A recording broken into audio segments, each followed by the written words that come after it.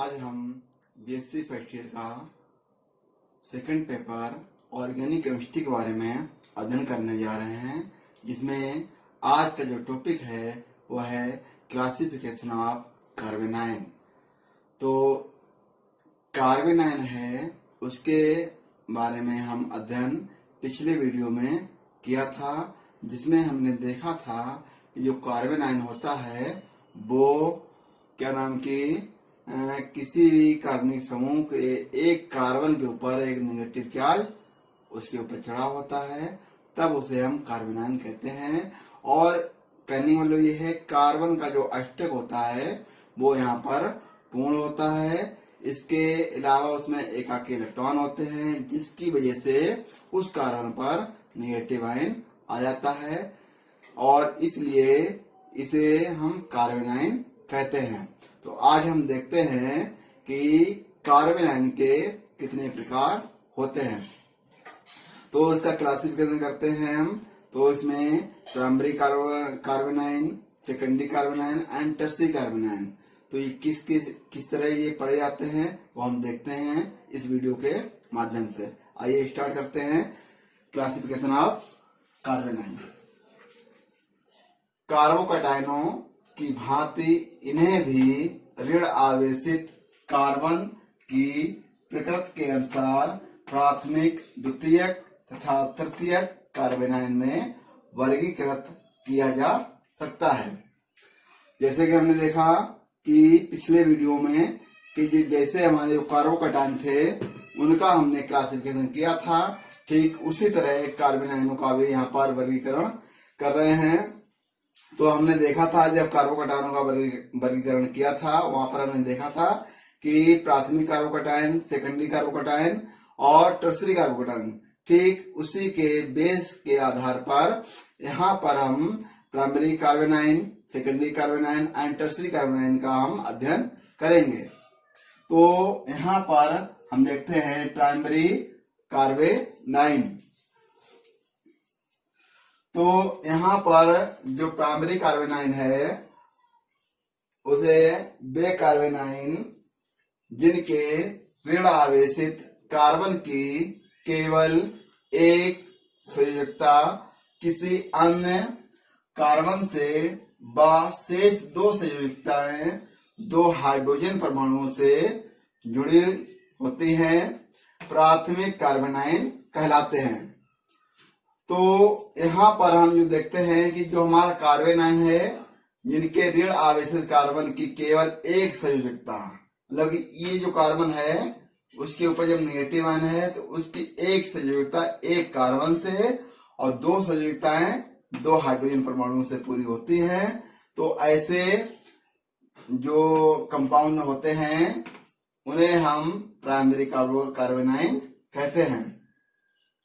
तो जैसे कि ये बना हुआ है कि जो कार्बन ऊपर नेगेटिव चार्ज चढ़ा है उसकी एक वैलेंसी इसका एक कार्बन से और दो वैलेंसी दो हाइड्रोजन से जुड़ी है।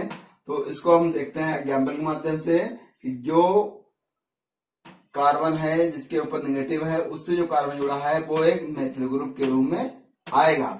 तो ये पूरा जो कंपाउंड है वो कहलाएगा एथिल कार्बेनाइन, क्योंकि हमने देखा कि जो हमारा कंपाउंड होता है उसके मूल एल्किल ग्रुप के आगे हम कार्बेनाइन जब जोड़ते हैं तो कार्बेनाइन वो कहलाता है।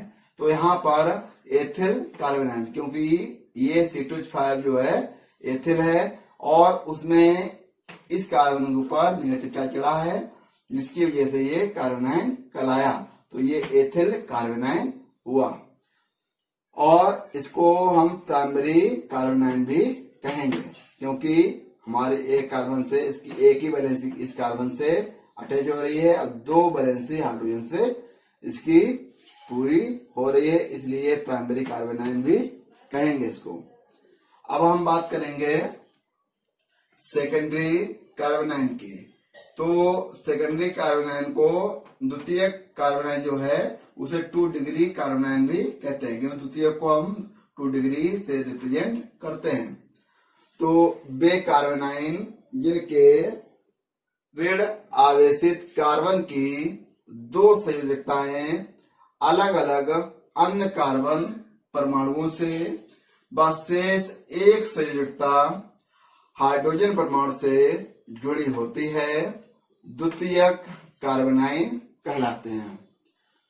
तो यहाँ पर देखते हैं कि जो द्वितीय कार्बेनाइन होते हैं उसमें जिस कार्बन पर नेगेटिव चार्ज चढ़ा होता है उसकी वैलेंसी 2 कार्बन परमाणुओं से और 1 हाइड्रोजन परमाणु से पूर्ण होती है, जिसे हम सेकेंडरी कार्बेनाइन कहते हैं। तो देखते हैं ये कार्बन है, इसके ऊपर नेगेटिव चार्ज चढ़ा है और इससे 2 कार्बन अलग अलग जुड़े हैं और 1 वैलेंसी हाइड्रोजन से इसकी पूर्ण हो रही है, इसलिए इसे हम सेकेंडरी कार्बेनाइन कहते हैं। एग्जाम्पल के तौर पर देखते हैं यहाँ पर कि जो कार्बन यहाँ पर हैं दोनों, वो दोनों मेथिल ग्रुप के रूप में कन्वर्ट होते हैं। तो ये पूरा जो कंपाउंड है वो कहलाता है आइसोप्रोपिल कार्बेनाइन। तो आइसोप्रोपिल क्यों है?